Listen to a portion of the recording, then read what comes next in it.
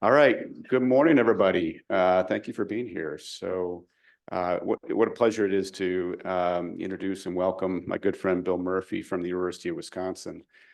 Most of you probably know that our new president was previously the provost at the University of Wisconsin.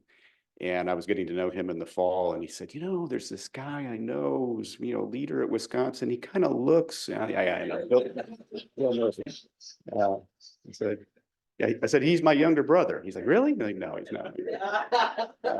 But I said, he is in my field, and he's a great guy. So I said, well, why don't we see if we can get him to come out here? And he's also a fantastic entrepreneur. So, Bill, thanks for being here.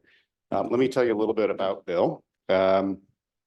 He's in bioengineering researcher in orthopedics and rehabilitation. Also, as I mentioned, an innovator and entrepreneur. He's filed over 60 patents, co-founded 4 startup companies based on those inventions. And he also currently serves as the founding director of the Forward Bio Institute, which catalyzes innovation in research, entrepreneurship, and training, pushes groundbreaking technologies out of academia into the private sector. Forward Bio Institute collaborates with a lot of Wisconsin efforts. I don't know if you're going to talk about that at all today, a little bit, okay. To advance the state's goal in bringing National Biomanufacturing Center of Excellence through comprehensive support for technology innovation and workforce development.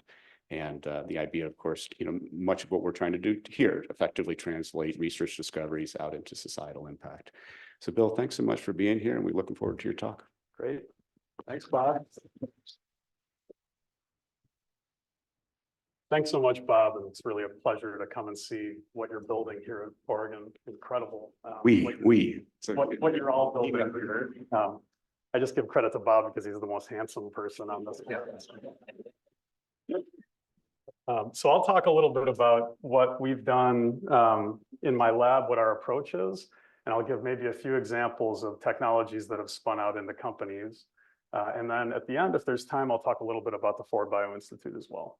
So a few different vignettes as we go through. Yep, so as Bob mentioned, I'm at the University of Wisconsin-Madison.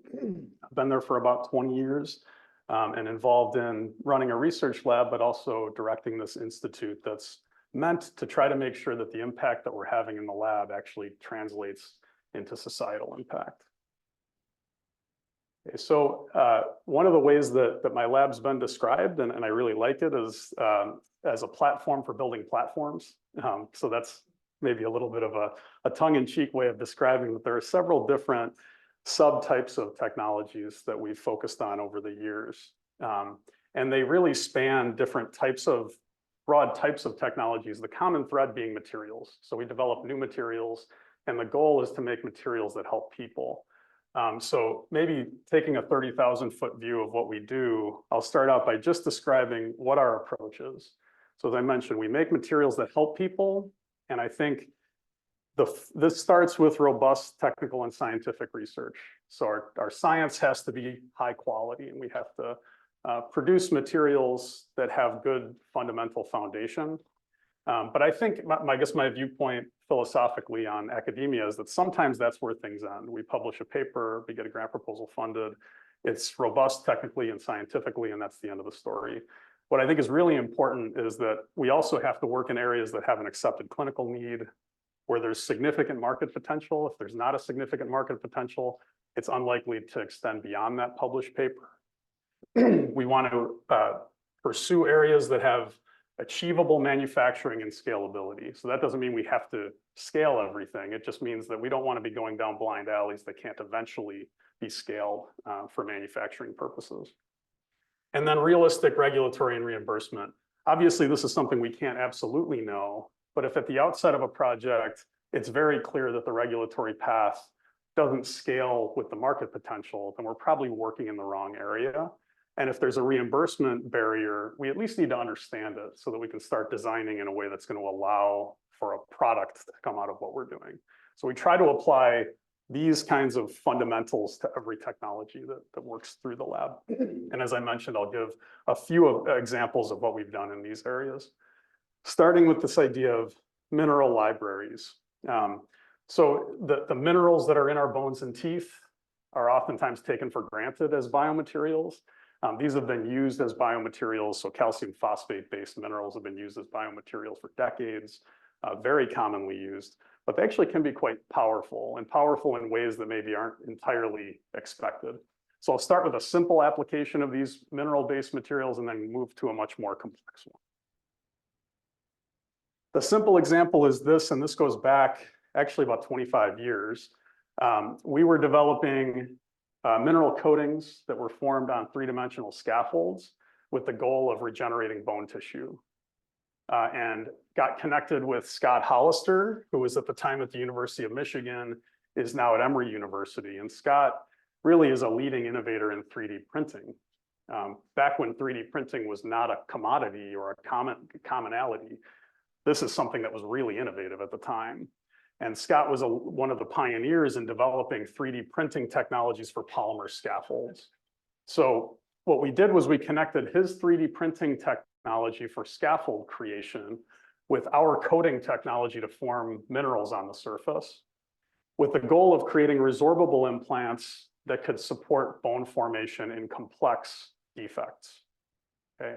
And our ultimate goal was actually to create personalized 3D printed scaffolds for bone regeneration so that we could take a CT scan from a patient, feed that into a 3D printer, print the scaffold with control over both the macroscopic and microscopic properties, form our mineral coatings that support bone growth, and then deliver that back to the patient.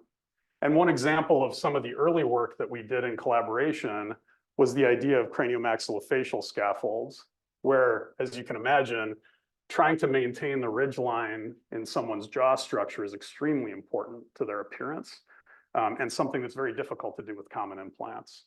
So that was one of the early applications we looked at in large animal models, and we were moving toward potential clinical applications. Ultimately, very long story that I won't tell today, we ended up creating as our first product this idea of a bone graft cage. So basically, this is called TrueMatch. This is a graft cage for long bone reconstruction that's now marketed by Johnson & Johnson, DePuy Synthes and Johnson & Johnson. And it's being applied for traumatic long bone defects. Some of the work that's been done with this scaffold indicates that actually quite large bone defects on the several centimeter scale can be bridged using this technology. And it's a combination of the ability to hold a bone graft in place using this 3D printed cage, but also the mineral component has a significant effect on stimulating bone formation. In fact, probably more of an effect than we would have expected, given that there's not that much scaffold here. But in some of our animal studies, the presence of these minerals really has a dramatic impact on new bone formation. So that's a very short story. And the idea that minerals stimulate bone formation is one that we certainly didn't come up with. It was developed over decades before we got involved in this. But we collaborated with Scott, identified a market opportunity, and then worked with, we developed a startup company called Tissue Regeneration Systems, and that company connected with J&J's Innovation Center, which ultimately acquired the technology. Okay. If you're interested in this product more, there's a YouTube link here to a video, sort of a corporate speak video that'll describe a little bit more about the technology. So that's the simple application, but as it turns out, these minerals can do lots of other things. Okay, so as I mentioned, we started this company, Tissue Regeneration Systems. This mineral coating platform in TRS was capable of forming a very broad range of different coating chemistries. And these coatings can have variable features that don't affect the underlying mechanics or structure of the implant. So we can add biological advantages to the surface of these implants without changing the implants. So it creates a lot of potential for partnerships and application of this across orthopedics and dental applications. So there's variable features in these coatings that are listed here. Okay. All of these can be varied quite easily. And this leads to significant benefits. So we can, within libraries of mineral coatings, we can identify compositions of these coatings that are osteostimulatory, meaning that they promote bone formation, that reduce bacterial colonization, so they're less likely to be a nidus for infection, and they even reduce inflammatory reactions. We're still understanding the mechanisms behind that part of it, but it's clear that subsets of these chemistries can reduce inflammatory reactions to the surface of these kinds of implants. So these benefits got interest from Medtronic. Medtronic ultimately acquired the coating technology to apply to a number of their implants, including initially bone defect implants for bone defect healing. So basically for bone reconstruction type applications as well. Okay. So in that initial example, what we did was we learned from the structure and chemistry of human bone, mammalian bone, and we applied that to create scaffolds that were meant to mimic that structure, resulted in a startup company and then a couple of sort of a piecewise acquisition of that company by a couple of large medical device companies. A second example of this that's more complex is the ability of minerals to stabilize biologics. So let me start by saying that biological macromolecules are quite unstable typically. So these are examples of different types of biological macromolecules. It's not working. So peptides on the left, followed by proteins, DNA, RNA, and lipid, have half-lives that vary from seconds to maybe days when they're in the blood. And there are a load of common destabilizers of these types of molecules. So they can aggregate, they can denature, be internalized, degraded, they can be chemically modified. Lots of ways they can become inactive.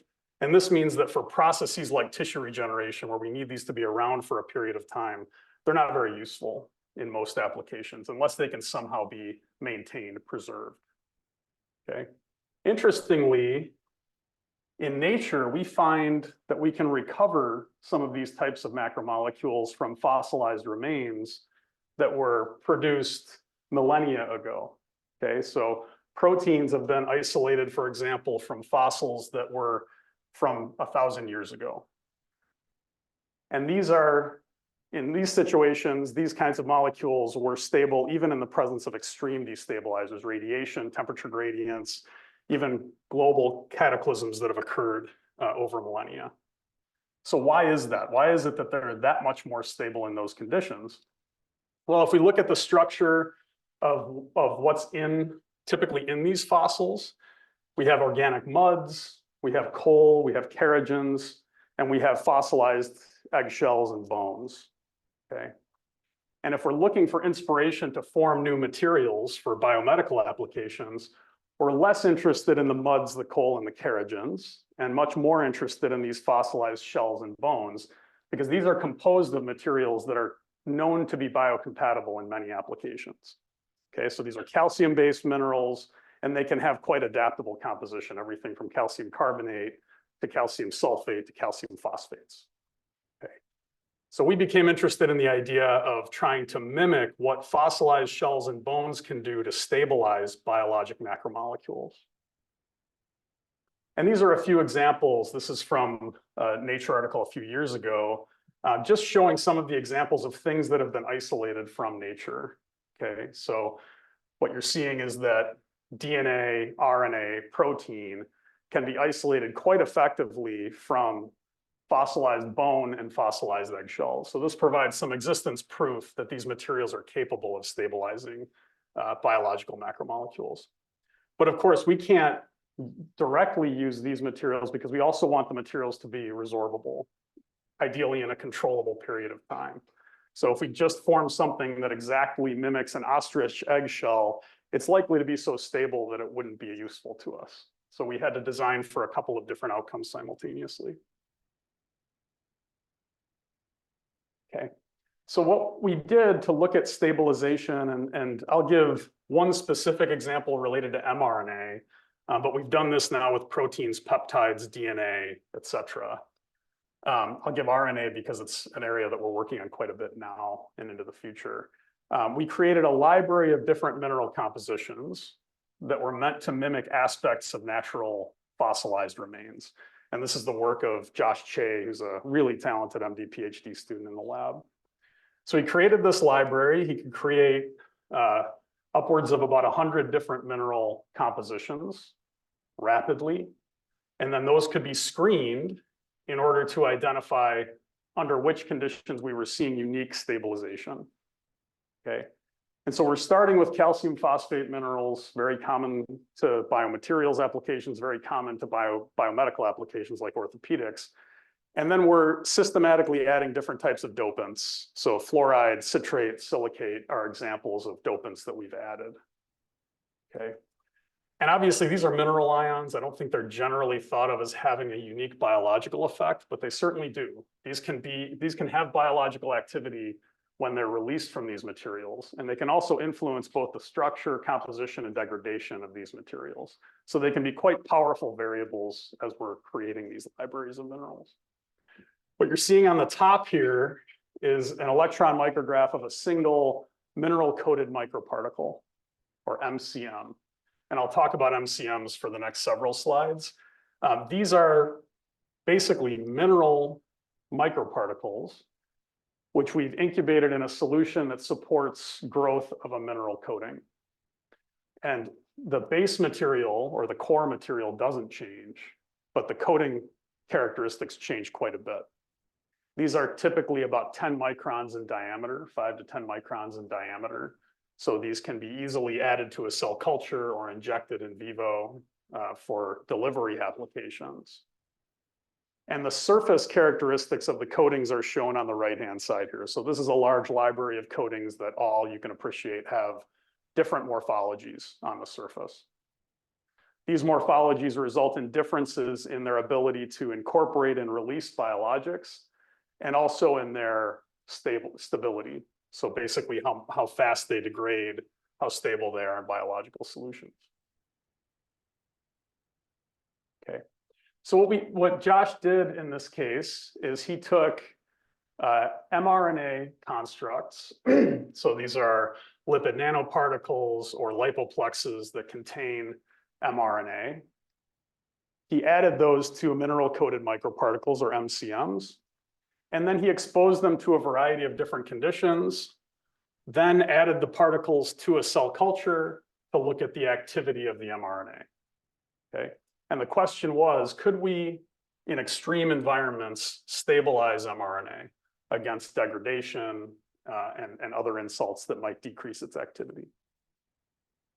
Okay. So in this case, what we're looking at is luciferase activity. So the mRNA encoding for luciferase is what was being delivered from MCMs in this case. And on the x-axis here, what you're seeing is different formulations. So adding different types of dopants at different levels. And we could then screen for how much activity was remaining when these were added to the MCMs, and then the MCMs added to a cell culture. And this is just in mesenchymal stromal cell culture, so a fairly simple cell culture model. And you can appreciate that there are some hits here. This is an example of a pretty substantial hit where we're seeing high levels of luminescence. When we look at comparing the presence of an MCM versus no MCM, we're seeing several-fold improvement in activity after storage. Okay, so this is important. We have MCMs that are being stored either in a -80 freezer or at room temperature, lyophilized, and we're maintaining high levels of activity relative to typical storage conditions. You can see that maybe even more clearly here, where we're looking at the presence or absence of MCMs. And in this case, we're looking at storage time at room temperature. Okay. So in the case of the MCM cultures, we're actually seeing maintenance of activity out to 6 months. So these are being stored on a shelf at room temperature for 6 months. Whereas, as you'd expect, in the absence of MCMs, if we just take mRNA constructs and store them, they lose activity quite rapidly. And this has been international news. The mRNA vaccines don't remain stable if you don't maintain them in cold chain storage. So this is important potentially because it allows mRNA therapeutics that exist and those that are emerging to find their way into lower resource environments. Okay, so we have collaborations now looking at yellow fever vaccines in Colombia and some applications in sub-Saharan Africa, where if you could take a construct off the shelf and apply it, it could be really quite valuable and impactful. Okay. Okay, and then so the other thing that we can do is add these kinds of MCMs to different cell types or tissue types and promote some kind of a biological process. Okay, and this has potential to have a broad range of applications, and I'll try to get into that a little bit quickly here. So, for example, what we've done in a series of applications is we've mixed these MCMs with engineered blood clots that are taken from a patient, that are made using tissues that are taken from a patient. So we can take bone marrow aspirate concentrate or blood from a patient, form a clot intraoperatively, and incorporate our MCMs into that clot. Those MCMs can then deliver a therapeutic mRNA to that local environment and activate some kind of a tissue regeneration process. Okay. So what we propose is that this concept could be quite broadly applied, and you could choose the biologic of interest to add to this system based on what you're trying to achieve, what kind of tissue you're trying to regenerate, what kind of biological problem you're trying to address.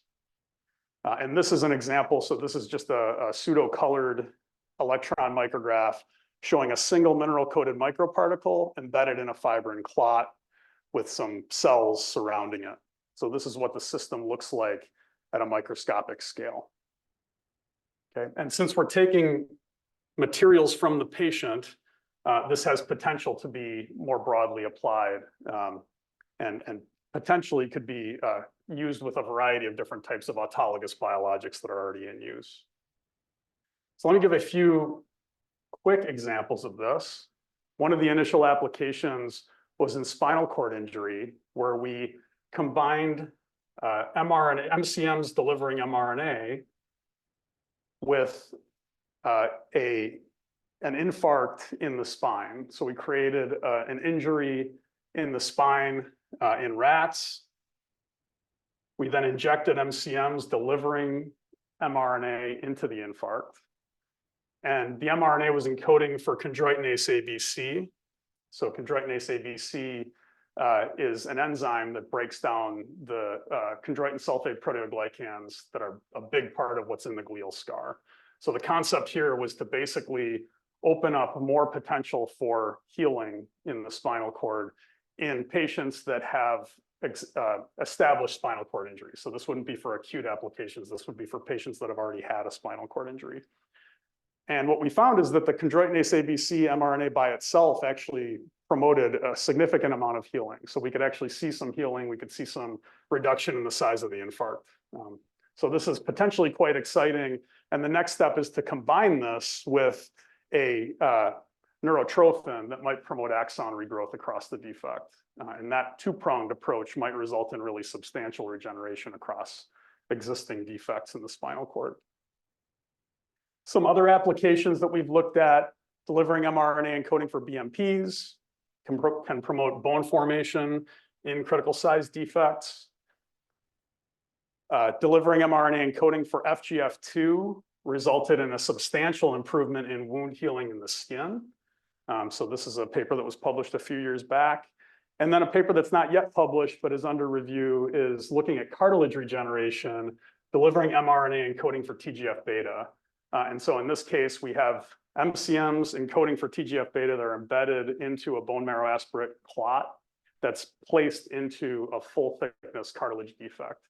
And what we see in this case is less fibrocartilage formation and more of what appears to be hyaline cartilage formation. So we haven't solved osteoarthritis by any means, but there's some improvement in this case using this relatively simple approach. Okay, so this technology development in general terms resulted in the launch of a couple of different companies. Dionomi Therapeutics, which was focused on protein stabilization and delivery, so being able to deliver therapeutic proteins more effectively. And you can appreciate that there are loads of therapeutic proteins that are already on the market that could benefit from this kind of sustained delivery and potential for stabilization. Okay. So the company has had a number of partners, nothing ready to announce, but a number of really exciting potential applications on the protein side. And then on the nucleic acid delivery side, DNA, RNA resulted in the launch of Kelon Therapeutics, which is focused on the nucleic acid applications and has potential for use in some of the emerging vaccine applications. Okay, so in that little vignette as part of the talk, we learned from fossilized remains.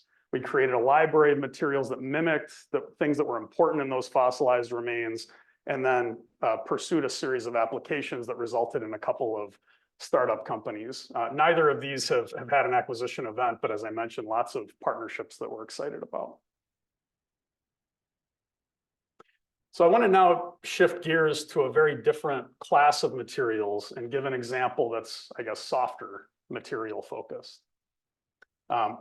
We've worked for a couple of decades now in developing arrays of soft materials for applications that are more on the biomanufacturing side, so cell manufacturing, tissue manufacturing. And I'll give an example there that's maybe a little bit outside of the realm of medical devices, more focused on research tools for drug discovery. Okay. So I don't think I have to tell anyone in bioengineering that the surrounding environment dramatically influences how cells behave. There are lots of individual variables in the environment that can influence cell behavior, from degradability to stiffness to molecular flexibility or cell adhesion. And there are so many of these variables that it becomes very hard to a priori choose what conditions are going to work if you're trying to achieve a specific biological outcome. So that realization led us toward screening formats where we could use design of experiments methodology and potentially machine learning as a way of identifying what the right conditions are for an intended biological outcome, and we could do so quickly. So we started generating array-based systems where we were forming hydrogels in arrays. Okay, so these are some examples of some of the early work. You can look at the top here and look at little spots of hydrogels we created. This is a side view of 3 different thicknesses of hydrogel. And then this is a top view of about 80 different spots on one individual microscope slide. And the idea here is that we can change lots about the chemistry. We've generally worked with polyethylene glycol-based chemistries because they're adaptable. It becomes quite easy to change the different parameters here. And they offer adaptability without necessarily having design trade-offs built in. So we can change mechanics, for example, without necessarily co-varying other things like cell adhesion ligand density. So it's a really nice adaptable chemistry for asking questions and trying to pursue optimization in engineering formats. This is an example of what one of those chips looks like. So we developed a technology called differential wettability, where we could rapidly form lots of spots. These are UV cross-linked, so we apply UV light, and then we've got our array of spots. So we can do this and have an array that we blanket seed cells onto, or we can individually form hydrogels in well plate formats in some cases as well. So different applications require different types of array making technology, but lots of different papers published based on forming arrays of soft materials. And this opens up the ability to use robots, basically, to use high throughput liquid handling. So at the upper right-hand side here, what you're seeing is one individual single nozzle liquid handler that's making individual hydrogels. So that's in a 384 well plate format. And then on the lower right-hand side here, what you're seeing is the same chemistry being applied to an entire well.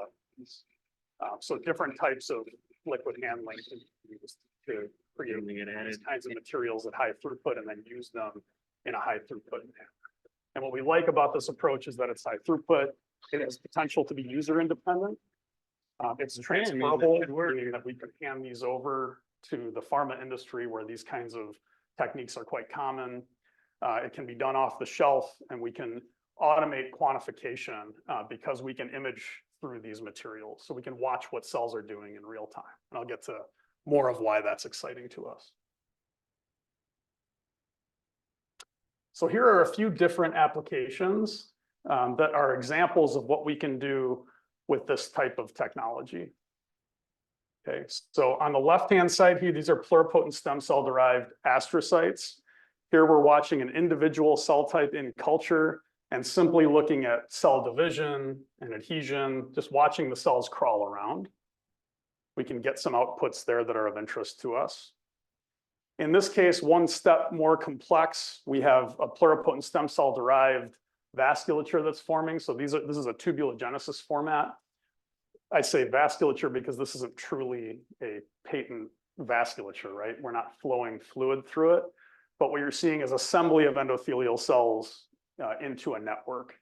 And that assembly can be useful as a predictor of how an anti-angiogenic or pro-angiogenic molecule might influence these systems, and even for something like vascular toxicity.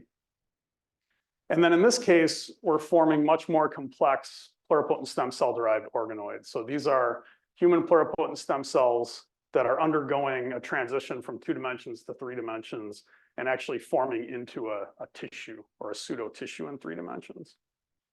So what we like about this approach is if we're trying to form an individual, if we're trying to produce an individual cell population, for example, this approach allows us to see whether or not that cell population is being generated. So if you're trying to generate a mature cardiomyocyte from an iPS cell population, this allows us to do so, to screen for hundreds or thousands of different materials that might influence that process. And then in this case, if we're looking for a really rare event, formation of a 3-dimensional tissue that bears some similarity to human tissue formation in terms of the structure or the function of that tissue, we can again look at hundreds or thousands of different materials and try to identify what produces that really rare event. Okay, so lots of potential applications extend from this approach. Most important practically, and I think from an industry perspective, is that we can image through these materials. We can even image through the tissues as they're being formed, so we can track in real time what's happening.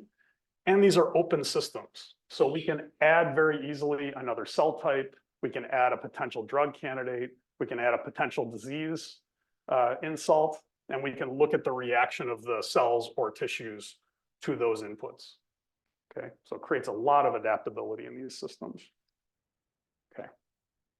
So one of the first things we were interested in doing was trying to produce materials that were synthetic alternatives to Matrigel. So Matrigel, as you all, I'm sure know, is this very commonly used naturally derived material that's produced in a mouse tumor. It has a lot of biological firepower, so it can be used for a lot of different biological applications. It also tends to have a lot of variability from batch to batch and even from well to well in an individual experiment. So we set out to identify synthetic material chemistries that would have much more control, less adaptability, but would have the kind of biological firepower that Matrigel has. So first paper that we published in this area was looking at the tubulogenesis assay format that I mentioned earlier, where individual endothelial cells are assembling into a 3-dimensional network. This is a time-lapse movie that takes place over 24 hours. So you see these cells onto a surface, and they'll undergo this assembly into networks. And what we found is that after screening of about 500 different material chemistries, we were able to identify a few that actually worked quite well for assembly of these cells into a network. And when we looked at their assay ability, so looking at it from an industry perspective, how well do they perform in identifying vascular inhibitors or vascular stimulators? What we found is that they outperformed Matrigel quite effectively, and that Matrigel itself didn't produce a screenable assay format. Useful maybe in academia, but certainly not in industry.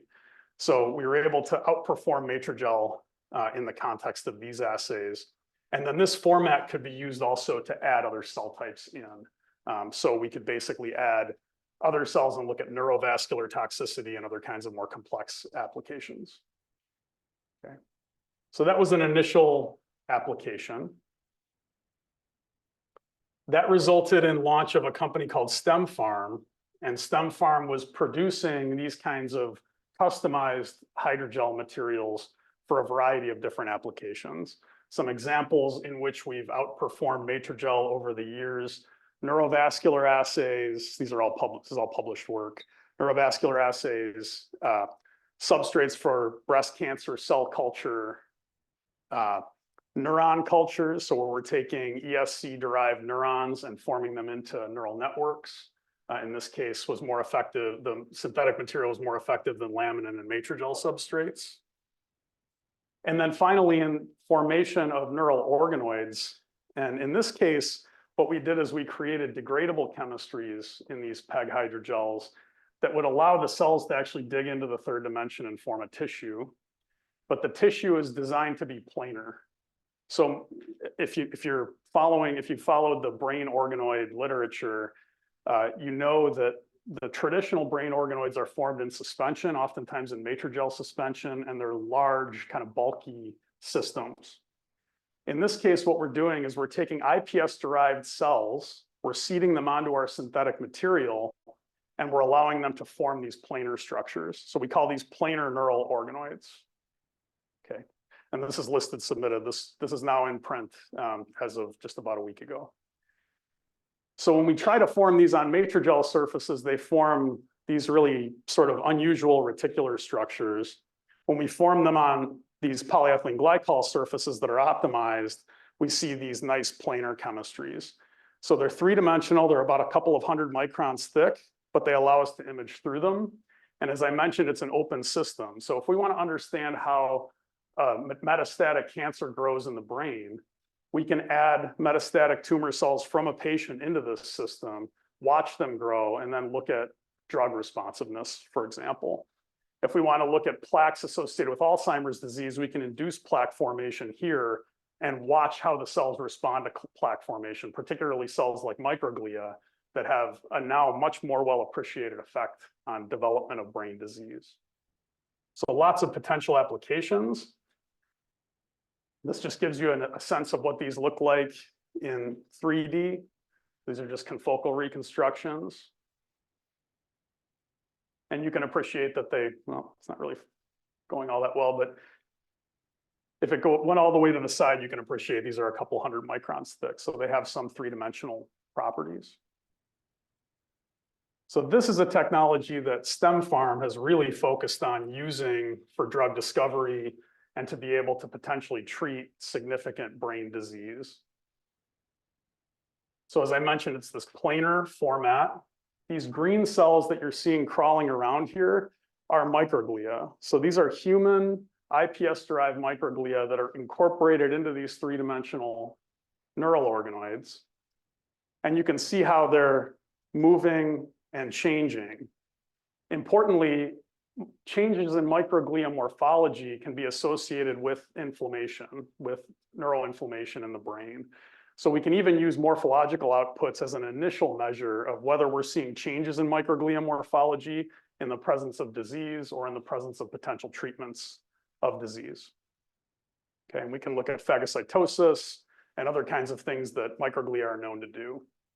So this ability to track in real time can be quite uniquely helpful to understanding disease and potential treatments. Okay, and that's what the company is essentially doing. So STEM Farm is looking at being a human-first drug discovery platform, using these systems for target ID and validation, and then for drug screening. And loads of individual partnerships with pharma companies have extended from this. So the company is growing actually pretty fast, in part because of the pharma interest in these kinds of neural applications. Okay, so in this last scientific vignette here, we learned some lessons from human tissue growth and development. We applied them to some of these soft materials that we generate in order to create materials that would support rare events in biology. And then those rare events became useful by identifying the right markets, basically by identifying where tissues needed to be formed or cells needed to be produced in order to meet some kind of a clinical need. Okay, and this again, just a indication or a confocal reconstruction of a three-dimensional vasculature formed in one of these organoids. Okay, so in the last few minutes here, I just want to maybe shift gears and talk a little bit about what we do in this institute called the Forward Bio Institute at UW-Madison. The idea here is to accelerate bioengineering innovation, and really our focus in this institute is not technical or scientific. The focus is much more pragmatic. how do we get technologies on a path toward getting them out of the institution? And how do we turn them either into startup companies or productive licenses to partners who we're engaging with? So I'll go through just a little bit of what we do, but happy to talk about it more if anyone's interested. So this is the concept, transforming innovative technologies into healthcare solutions with broad societal impact. There are three prongs to what we do in the Institute. There's innovation, where we're really pushing development of individual projects. There's workforce development, where we're doing a lot of entrepreneurship training. And then there's engagement with industry partners, where we're really looking for who can most effectively amplify the impact of our technologies. On the innovation side, our flagship program is what we call the Catapult program, which is meant to be exactly as it sounds, get technologies out of the institution as quickly and effectively as we can. And this is our approach. So milestone-driven, targeted technology development, very different than what would be in a typical NIH R01. An industry-based development perspective and industry standards and practices. So here we're doing real project development, product development on the academic side. So the sort of stages of what we do, we identify high-value technologies on campus. We then create realistic value propositions from these. Usually when we identify them, they don't have a value proposition yet. You don't have to have a value proposition to publish a paper or get a proposal funded in academia, right? So that's one of the most important things, is to identify what is the realistic value proposition. Very often not the initial application that's being explored. And then create preliminary business cases in collaboration with people in our innovation ecosystem, entrepreneurs, companies, investors, et cetera, who we work with routinely. These are the tracks that we look at. Okay, so the idea is that we have research happening at the university. We want to produce products that can be commercialized, and in between is us, is the development of these research advances toward commercialization. Okay, and so we track projects in 4 different ways: technical, business, regulatory, and legal. There are milestones in each project that are in each of these categories. Okay, if the milestone is technical, oftentimes that, if the critical milestone is technical, oftentimes that means we shelve the technology on our side, because there's only so much we can do. We can identify funding opportunities and try to get enough funding to technically de-risk the technology. But the reality is we can't advance it if the issue is technical. These are the ones we focus a little bit more on: the business side, the regulatory side, and the legal side for these technologies. Okay, and this is a tailored pipeline. So each individual technology, excuse me, has its own key gaps. There are technologies that are quite mature technically, but really have a significant regulatory gap where we have to engage with experts and try to identify what the right strategy is going to be. Okay, we create these value propositions. So this is the way we engage partners, is we'll take an individual technology and put together a couple of one-pagers describing the value proposition. Okay, so what's the background, what's the solution, what's the IP position, what's the status? And then for an individual application, what's the state of the art, what's our proposed solution, and then how have we assessed the SWOT analysis of the technology? Okay, this just gives you an idea of what, at a more granular level, we're trying to create as we develop these 4 different paths. Okay, so for example, in terms of market analysis, so maybe initial market analysis has been completed with key customers and stakeholders identified. That would be the first step. When we get to the end of the line, a fully developed business plan has been developed. So we're identifying milestones along that path. And then each individual component in this plan has tasks associated with it. Okay, so there are loads of individual tasks in each project, some 20 or 30 different tasks that we identify over time. The way we evaluate productivity in our institute has to do with completing tasks and advancing technology readiness levels. So we'll look at changes in completed tasks over a period of time, say over a year, and then we'll look at how much technology readiness level has been enhanced over the course of a year. Okay, and so typically what we achieve for an average technology is 2 tasks taken on per quarter, started per quarter, and then 2 tasks completed per quarter. So we're making incremental progress as we go along.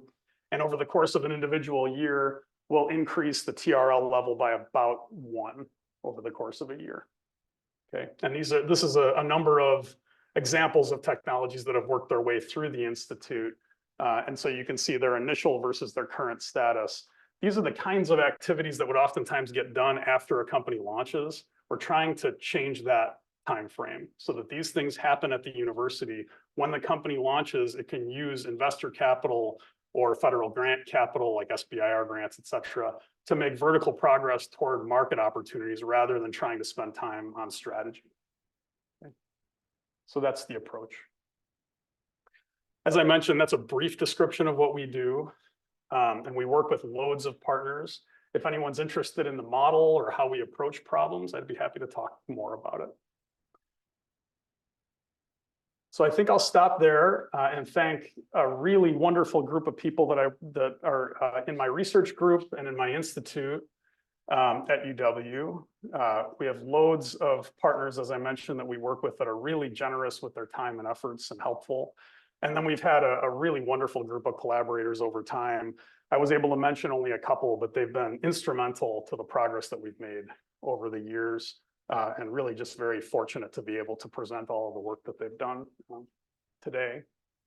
And then the last thing I'd like to do is just make mention of the innovators that have been involved in these areas outside of the university.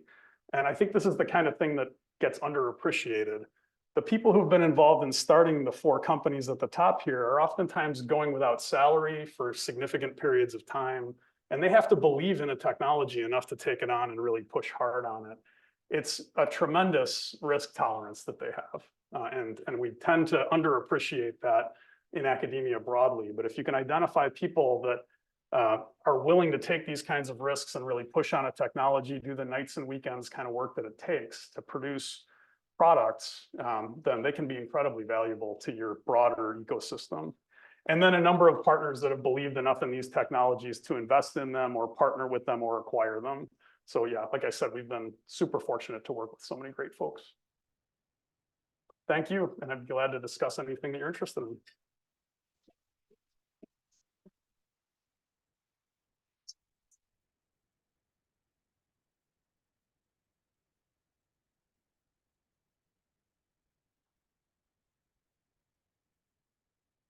Thank you, Bill. That was amazing.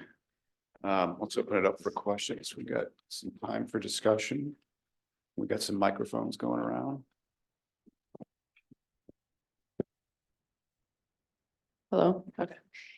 Thank you for that. That was great. I have a question on the Forward Bio Institute. So you showed an example of a PI. I was wondering how students engage both in participating in that and maybe even helping in it. Yeah, thanks for that question. And yeah, I wish I had more time. That's an entirely separate 1-hour talk about Forward Bio where I could really emphasize the student engagement. But what we do is we have a series of educational programs that help students become aware of concepts in entrepreneurship and then become aware of and engaged in individual projects. So we have what's called the Innovators in Training program, where PhD students, postdocs, in some cases master's students, can learn about a project, become engaged in that project, and then they're doing the hard work of task identification and development with the project teams. So the PIs are almost never really integrally involved here. They're involved, I should say, they're involved as technical experts, but they're almost never involved in the process of developing the product development path or the value proposition because it's just not their primary interest. So it really is students that drive these processes primarily. We've created over time a course called Biomanufacturing Entrepreneurship, where we have about 25, 30 students in the semester course learning about entrepreneurship and then developing projects.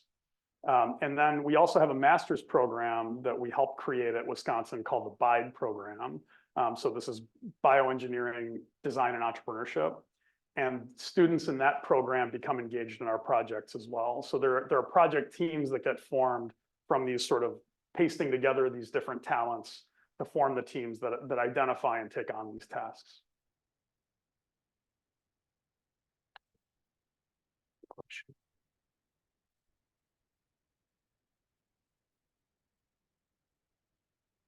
Great talk, Dr. Murphy. Thank you so much for your presentation. I'm curious about. Sam, let's identify ourselves. Oh, Yeah. hello. I'm Sam Lester, Goldberg Lab, fourth year PhD candidate.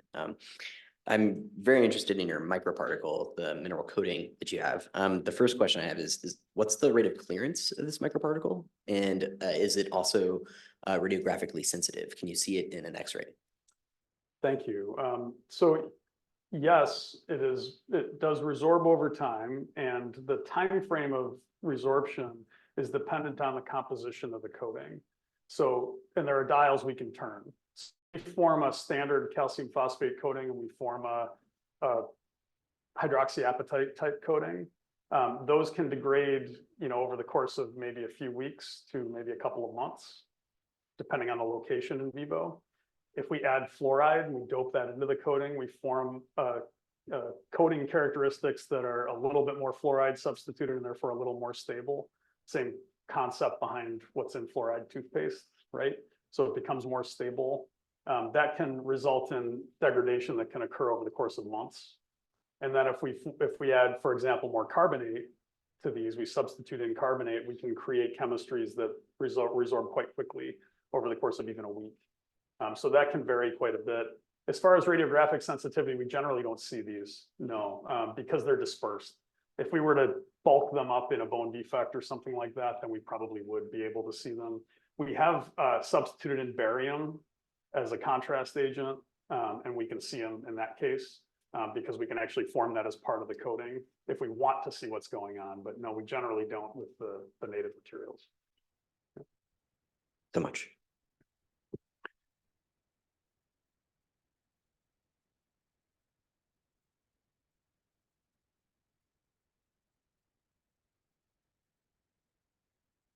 Hi, Nick Willett, Nick. Associate Professor here at Knight Campus. Bill, great talk. Really enjoyed hearing about all your updates and progress and the Institute. I have lots of questions, but I'll focus in on the MCM technology.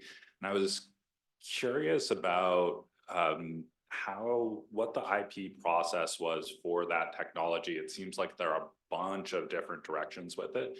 And how you decided to develop two separate companies from that one technology. Yeah, thanks, Nick. Great to see you. So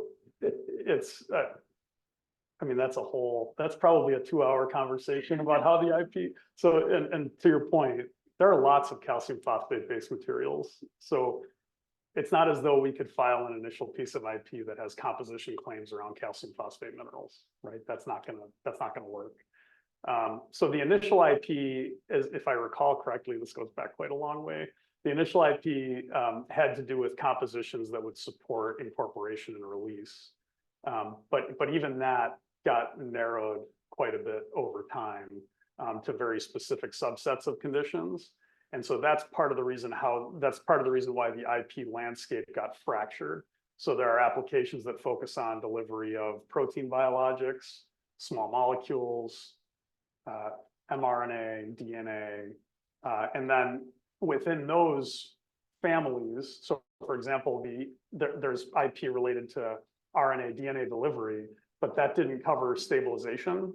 And so there was another piece of IP that was filed based on the idea of uniquely stabilizing those constructs. And because there are libraries of these materials, you can have claims that cordon off individual subcompositions. So there's still potential for composition claims if they're associated with a very specific intended outcome. Those are really hard to get allowed. So a lot of those are still alive actually at the patent office. And then there are also method pieces of IP that relate to how you would actually roll this out in the applications that were discussed. So that's how it ultimately kind of got fractured. And when the companies got formed, the initial thought was, yeah, we can form a big, broad company around delivery. The reality is that platform companies are very difficult to get funded at a level that would actually do justice to the different applications of interest. So what we ended up doing was we formed Dionomi based on the idea of delivering protein, and then ultimately focused on a very specific API, pharmaceutical ingredient, in that company. And then Helon was much more focused on broader enabling mRNA delivery. And then that coincided with sort of the early end of the mRNA revolution that's occurring now. So yeah, that ended up being a whole different story. So probably worked out well that these were formed into different companies initially. But yeah, our initial thought was, this is a platform technology. It should be part of a platform company. I think it probably made more sense for it to be separated. I know that's long-winded. There's a lot Yeah, more. no, that's great. Thank you. Yeah. Bill, it's such an impressive array of things that you're working on. Some people may be wondering how you're doing all this without a doppelganger to help you do it. Could you talk a little bit about, you still have an active lab, you have an administrative leadership role, you're an entrepreneur in several companies. They probably don't know you have kids and you coach in baseball. And so how do you manage all that? I mean, I think maybe the corny example is that you do things you're passionate enough about to be working at 4 or 5 in the morning, right? Like if you do things that you love, then you're willing to spend a lot more time on it. And I guess my personal opinion is that was the biggest draw to an academic job to begin with, is that you don't have to choose subcomponents of what you like. You can still teach and train and innovate and make discoveries on the research side and form companies and engage with partners. You can do all of that in one job. And I don't think I would have enjoyed a job that was focused on one or the other of those things.